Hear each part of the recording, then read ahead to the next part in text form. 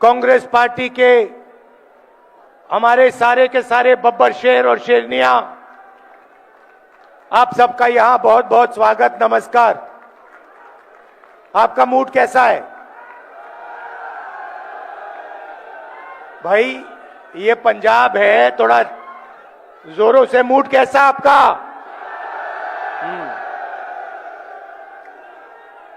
तो आज मैं आपको थोड़ा सा बताना चाहता हूं, दिल्ली में, देश में क्या हो रहा है। पिछले कुछ दिनों में प्रधानमंत्री ने क्या किया और इसका नतीजा क्या होने वाला है, वो मैं आपको बताने आया हूं। सबसे पहले, पंजाब जानता है कि देश की नींव जो होती है, देश की नींव किसान और मजदूर होता है। इस बात से आप सहमत हैं? सही है? मतलब फूड सिक्योरिटी के बिना, किसान के बिना, मजदूर के बिना देश नहीं बनाया जा सकता है, देश मजबूत नहीं हो सकता है। आप जानते हो, क्योंकि हिंदुस्तान की फूड सिक्योरिटी में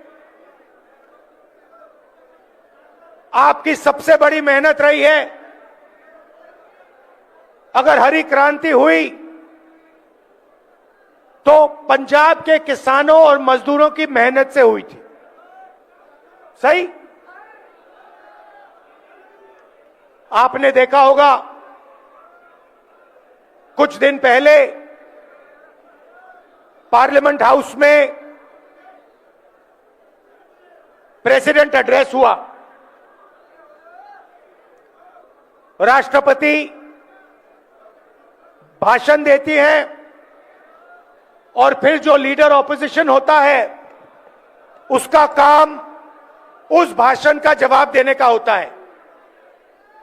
मैं लीडर ऑफ ऑपोजिशन हूं लोकसभा में, तो प्रेसिडेंट एड्रेस के बाद मेरा भाषण था। मैंने, भैया शांत हो जाए थोड़ा, मैंने भाषण शुरू किया और शुरुआत में ही मैंने एक सवाल पूछा। जनरल नारावाने जी हैं, उन्होंने एक किताब लिखी है।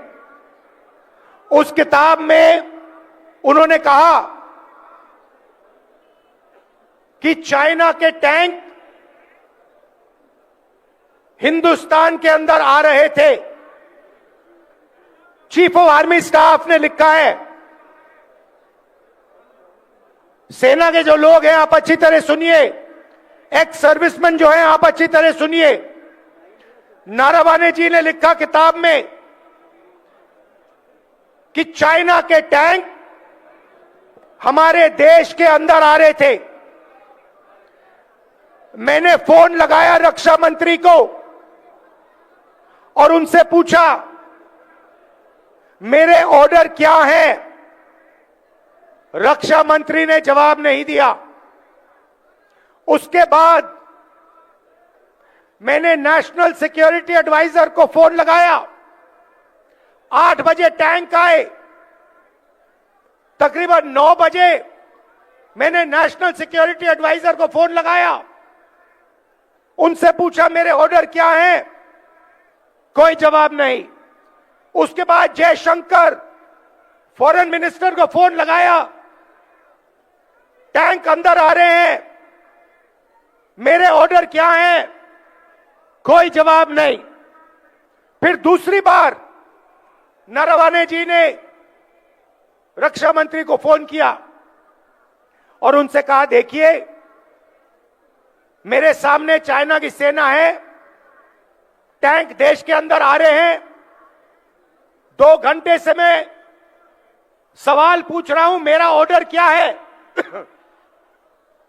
जवाब नहीं मिल रहा है। आप प्रधानमंत्री से पूछिए वो मेरा फोन उठा नहीं रहे हैं। उनसे पूछिए मुझे क्या करना है।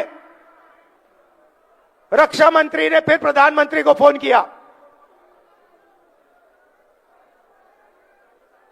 और रक्षा मंत्री ने प्रधानमंत्री से पूछा होगा कि नरवणे जी का फोन है, चाइना की सेना अंदर आ रही है, वो ऑर्डर चाहते हैं। भाई और बहनों, चाइना की सेना पर फायर करने का ऑर्डर सिर्फ हिंदुस्तान का प्रधानमंत्री दे सकता है, ना आर्मी चीफ ले सकता है, ना रक्षा मंत्री ले सकता है। तो नरवणे जी ने प्रधानमंत्री से पूछा कि भैया हमें ऑर्डर दीजिए, क्या मैं फायर कर सकता हूं, क्या मैं इनको रोक सकता हूं। 2 घंटे कुछ नहीं जवाब मिला। उसके बाद प्रधानमंत्री ने नरवणे जी से बात नहीं की। प्रधानमंत्री ने रक्षा मंत्री को कहा, ऑर्डर नहीं दिया, यह नहीं कहा कि क्या करना है। नरवणे जी को मैसेज मिलता है, जो आप उचित समझो वो करो। मतलब प्रधानमंत्री ने अपनी जिम्मेदारी पूरी नहीं की, नरवणे जी को छोड़ दिया। नरवणे जी अपने किताब में लिखते हैं कि मुझे लगा कि मैं अकेला खड़ा हूं, मुझे ना प्रधानमंत्री ने ऑर्डर दिया, ना रक्षा मंत्री ने ऑर्डर दिया, तो ये मैं भाषण दे रहा था, मेरा भाषण रोक दिया। 1 घंटा, 2 घंटे, 3 घंटे, 4 घंटे रोकते गए, डरे हुए थे। मगर डरे वो किसी और चीज से थे। डरे नरवणे जी वाले भाषण से नहीं थे, डरे वो एप्स्टीन और अदानी वाले भाषण से थे। भाई और बहनों, आपको एक बात समझनी है, 4 महीने के लिए यूएस और इंडिया की जो डील थी वो रुकी पड़ी हुई थी, वो आगे नहीं बढ़ रही थी।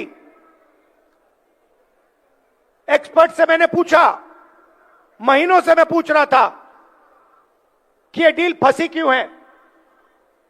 जवाब मिलता था, ये डील इसलिए फंसी है क्योंकि अमेरिका हिंदुस्तान के एग्रीकल्चरल सेक्टर को खोलना चाहता है और हमारी सरकार एग्रीकल्चर सेक्टर को नहीं खोलना चाहती है। यह जवाब मिलता था। 4 महीने भाई और बहनों कुछ नहीं हुआ। जैसे ही मैंने भाषण शुरू किया, भाषण रोका, उसी शाम मेरा भाषण चल रहा था, रोक रहे थे मुझे, और हिंदुस्तान के प्रधानमंत्री का फोन जाता है। किसको जाता है? डोनाल्ड ट्रंप को जाता है।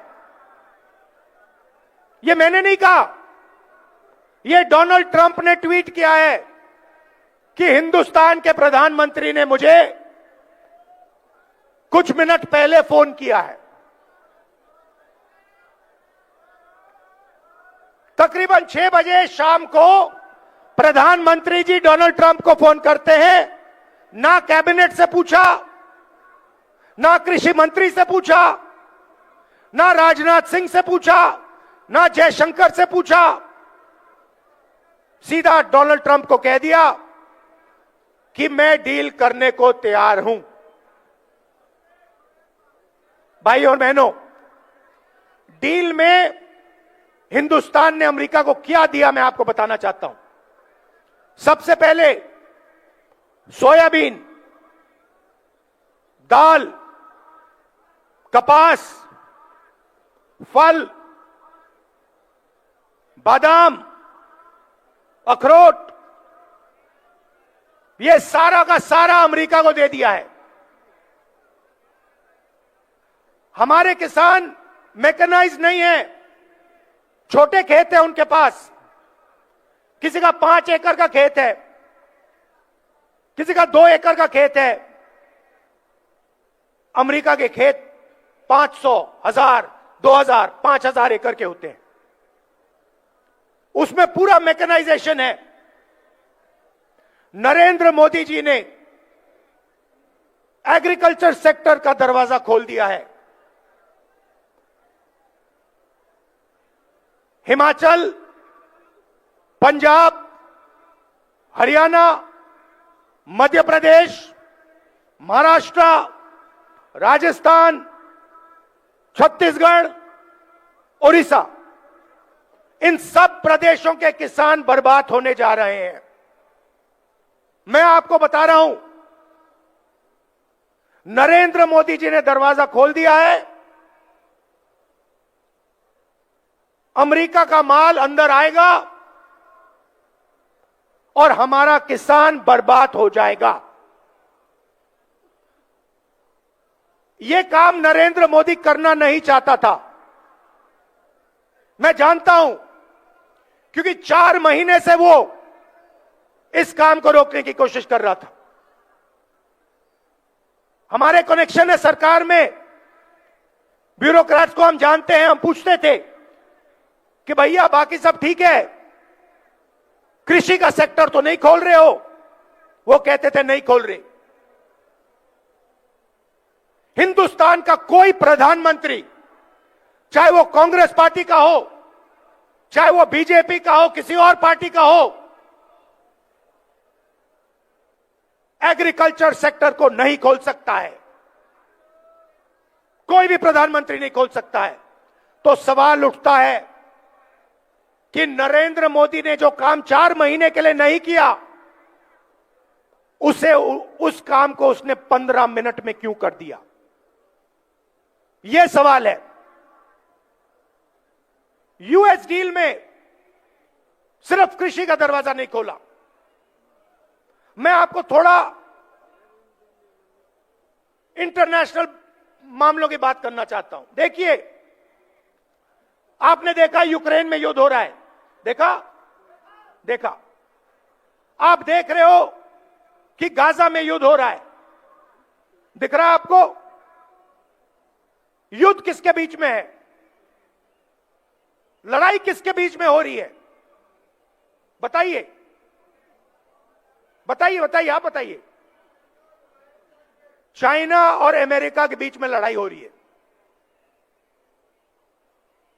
यूक्रेन में एक तरफ चाइना, रूस, दूसरी तरफ अमेरिका, यूरोप। गाजा में, ईरान में एक तरफ चाइना, ईरान, रूस, दूसरी तरफ अमेरिका।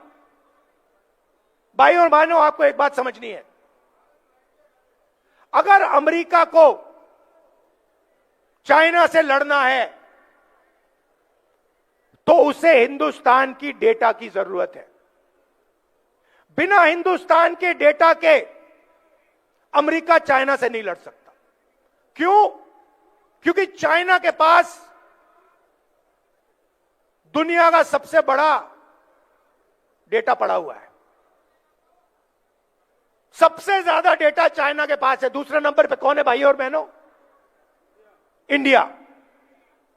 और शायद पहले नंबर पे हम हैं। हमारे पास करोड़ों लोग हैं। ये एआई की बात होती है, बिना डेटा एआई का कोई मतलब ही नहीं है। एआई का मतलब डेटा। डेटा किसके पास है? हिंदुस्तान के पास है। पिछली सदी तेल की थी। सऊदी अरेबिया के पास तेल, अमेरिका के पास तेल, रूस के पास तेल, ईरान के पास तेल। 21वीं सदी डेटा की सदी है, डेटा की सेंचुरी है। डेटा किसके पास? आपके पास, आपके हाथों में है। जब आप फोन चलाते हो, व्हाट्सएप, ट्विटर, मैसेज भेजते हो, ये सारा का सारा डेटा आपका है, हमारा है, देश का है। ये देश की पूंजी है। ये 21वीं सदी में देश का फाउंडेशन है और अमेरिका को इस डेटा की जरूरत है। भाई और बहनों, यूएस इंडिया डील में पीछे छोटी सी लाइनों में लिखा है कि हिंदुस्तान का पूरा डेटा नरेंद्र मोदी ने अमेरिका के हवाले कर दिया है। आप समझिए कि हिंदुस्तान का पूरा डेटा नरेंद्र मोदी ने अमेरिका के हवाले कर दिया है। 20 साल टैक्स माफ किया अमेरिकन कंपनियों का। हिंदुस्तान का डेटा अब अमेरिका कहीं भी रख सकता है। अमेरिका में हमारा डेटा रखना चाहता है तो वहां रख सकता है, जापान में रखना चाहता है तो वहां रख सकता है। आप सोचिए,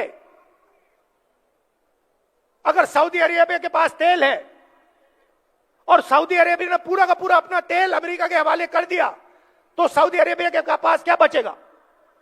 अगर रूस ने अपना पूरा का पूरा तेल उठा के अमेरिका को दे दिया तो रूस का क्या होगा? तो पहली बात, कृषि सेक्टर का दरवाजा खोला, किसानों को खत्म किया। मैं जिम्मेदारी से बोल रहा हूं, तूफान आने वाला है। जब अमेरिका के अखरोट आएंगे, बादाम आएंगे, सेब आएंगे, दाल आएगा, कपास, सोयाबीन, तूफान आएगा। दूसरी बात, हमारा पूरा का पूरा डेटा जो हमारे देश का भविष्य है वो पूरा का पूरा नरेंद्र मोदी ने दे दिया। तीसरी बात, नरेंद्र मोदी जी ने डोनाल्ड ट्रंप को गारंटी दी है कि हर साल हिंदुस्तान 9 लाख करोड़ रुपए अमेरिका के प्रोडक्ट्स खरीदेगा। समझिए, हर साल अमेरिका के पास हिंदुस्तान जाएगा और कहेगा भैया हम 9 लाख रुपए आपका माल खरीदेंगे। आप मुझे बताइए, अगर हिंदुस्तान अमेरिका से 9 लाख करोड़ रुपए का माल खरीदेगा तो हमारे small scale sector, medium scale sector, हमारी इंडस्ट्री का क्या होगा? खत्म हो जाएगा।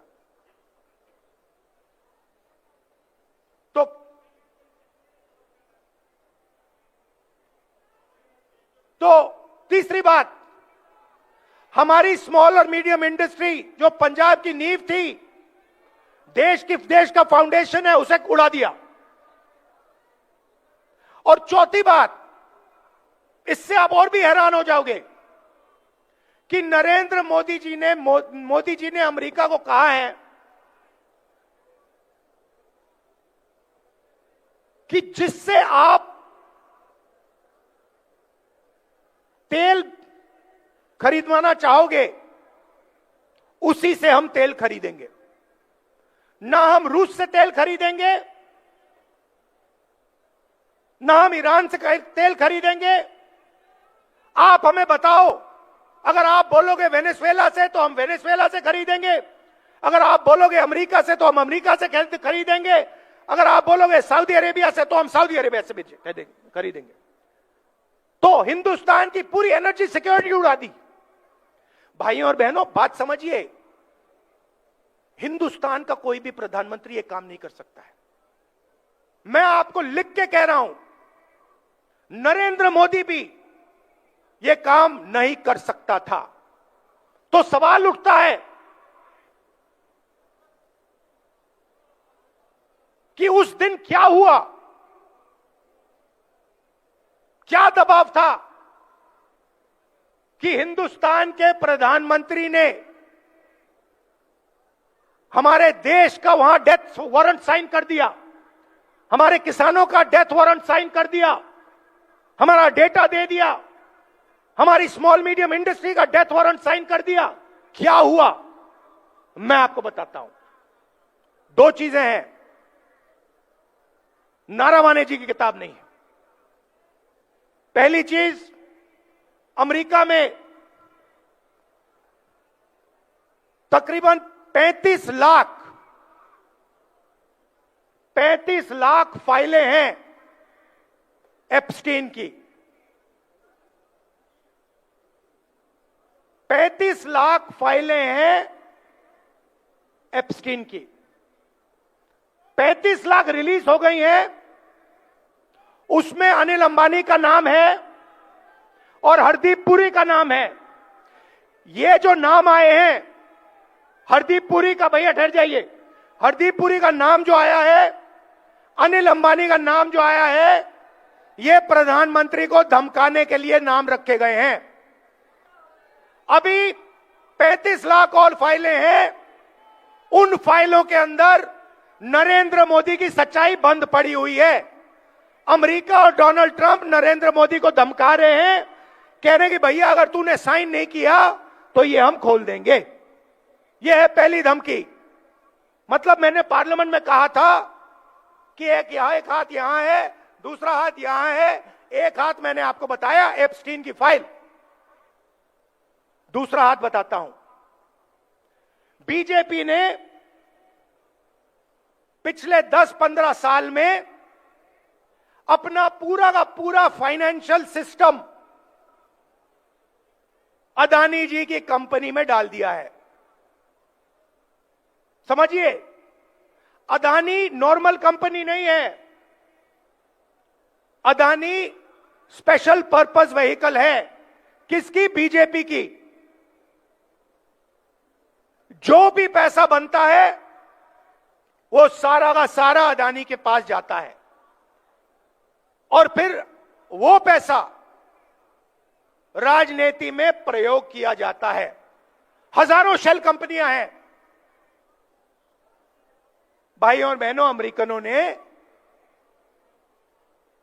अदानी जी पर क्रिमिनल केस लगा दिया है। पहला हाथ एप्स्टीन, दूसरा हाथ अदानी पर क्रिमिनल केस, और बीच में नरेंद्र मोदी का गला। पहला हाथ एप्स्टीन, दूसरा हाथ अदानी का केस, और बीच में नरेंद्र मोदी का गला। आप उनका चेहरा देखिए, उनकी आंखें देखिए। डोनाल्ड ट्रंप खुल के जो भी कहना चाहता है कह देता है। हिंदुस्तान के 7 जहाज गिरे, 5 जहाज गिरे, 11 जहाज गिरे, मैंने युद्ध रुकवा दिया। मैं नरेंद्र मोदी का करियर जब भी खत्म करना चाहता हूं कर सकता हूं। देख लीजिए, उनका वीडियो देख लीजिए। वो खुल के कह रहा है कि नरेंद्र मोदी का गला मैंने पकड़ रखा है। नरेंद्र मोदी उनको जवाब क्यों नहीं दे पा रहे हैं? क्यों नहीं कह पा रहे नहीं आपने युद्ध नहीं रोका? क्यों नहीं कह पा रहे? क्योंकि भैया गला पकड़ लिया है, हिंदुस्तान के प्रधानमंत्री का गला पकड़ लिया है। और इसीलिए सिर झुका के नरेंद्र मोदी जी ने यूएस इंडिया डील साइन की है। और मैं आपको बता देता हूं, ये बचेंगे नहीं, ये नहीं बच सकते, क्योंकि एप्स्टीन फाइल, अदानी का केस कभी ना कभी तो खुलेगा। मैं आपको बता रहा हूं, रात को नरेंद्र मोदी सो नहीं पा रहे हैं, नींद नहीं आ रही है, कांप रहे हैं। रात को रोज सोने से पहले नींद नहीं आती, घंटों नींद नहीं आती। प्राइम मिनिस्टर हाउस में लेटते हैं और कहते भैया कैसे निकलूं, क्या करूं? नहीं, आप नहीं निकल सकते, क्योंकि आपने देश को बेचा है। और आपने देश का भयंकर नुकसान किया है। भाई और बहनों, मुझे बताइए, डेटा दे दिया, किसानों को खत्म कर दिया, स्मॉल मीडियम बिजनेस उड़ा दिया, एनर्जी सिक्योरिटी ले ली। आप मुझे बताइए अमेरिका ने हमें क्या दिया? मुझे एक बात बता दीजिए, अमेरिका ने हिंदुस्तान को क्या दिया? मुझे बता दीजिए। हमने उनसे कहा 9 लाख करोड़ रुपए हम आपसे खरीदेंगे। उन्होंने कोई गारंटी दी? उन्होंने कहा कि हां भैया हम भी खरीदेंगे ना। उन्होंने हमें कहा कि भैया जिससे तेल खरीदवाना हो हमें बताओ, हम करेंगे? नहीं। उनके किसानों का नुकसान होगा? नहीं। उनकी इंडस्ट्री का फायदा नुकसान होगा? नहीं। पूरा का पूरा हिंदुस्तान नरेंद्र मोदी ने बेच दिया। क्यों? एक हाथ इधर एक हाथ उधर, गला बीच में, खत्म। और पंजाब के किसानों को याद रखना है कि नरेंद्र मोदी ने पहले आपको बेचने की कोशिश की थी, 5 कानून लाए थे। और मजदूरों को याद होना चाहिए, आपका जो मनरेगा था वो आपके हाथ से छीन लिया। मैं आपसे यहां यह कहने आया हूं कि कांग्रेस पार्टी हिंदुस्तान के किसानों के साथ, मजदूरों के साथ, छोटे व्यापारियों के साथ खड़ी है। हम पीछे नहीं हटने वाले।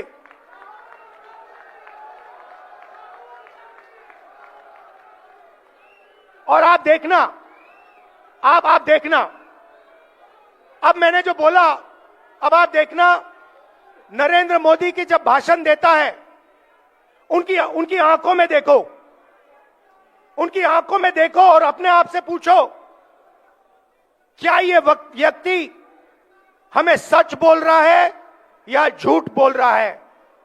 आपके दिल में सही जवाब मिल जाएगा। भाइयों और बहनों, पंजाब हमारी स्ट्रेंथ है। मैं जब यहां आता हूं, मैं आपको बता रहा हूं, मुझे इतना मजा आता है क्योंकि मुझे हिंदुस्तान की शक्ति, हिंदुस्तान का फाउंडेशन यहां दिखता है। आप हमारे रक्षक हो, आप हमारी नींव हो, हमारे प्रोटेक्टर हो, और हम आपसे प्यार करते हैं।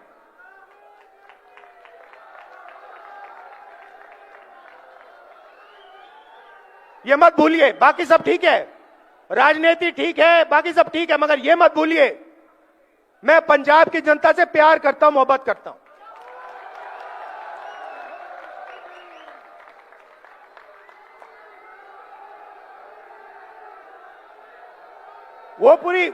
वो पूरी बात है। अगर शायद कभी मैं किताब लिखूं तो मैं आपको गहराई में बता दूंगा, मगर आपका भविष्य है, आपके किसानों का भविष्य है, युवाओं का भविष्य है, इसको उज्जवल बनाना है और पंजाब को सक्सेसफुल बनाना है। बाकी सब ये करना है हमें। अच्छा, आखिरी बात मैं कहना चाहता हूं, यहां पे मेरे दोस्त बैठे हुए हैं। देखिए, कांग्रेस पार्टी को भी मैं मैसेज देना चाहता हूं, काम टीम वर्क से होता है, काम टीम वर्क से होता है। एक प्लेयर गेम नहीं जीत सकता है। हमारे पास पूरी टीम बैठी है और मैं आपको मैसेज देना चाहता हूं सबको, खारगे जी के साइड से, मेरे साइड से, भैया टीम प्लेयर बनो, नहीं तो हम तुम्हें रिजर्व में बैठा देंगे। चाहे आप कितने भी बड़े हो, मैं बता रहा हूं, चाहे आप कितने भी बड़े हो, पार्टी से बड़ा कोई नहीं है। आप टीम प्लेयर बनो,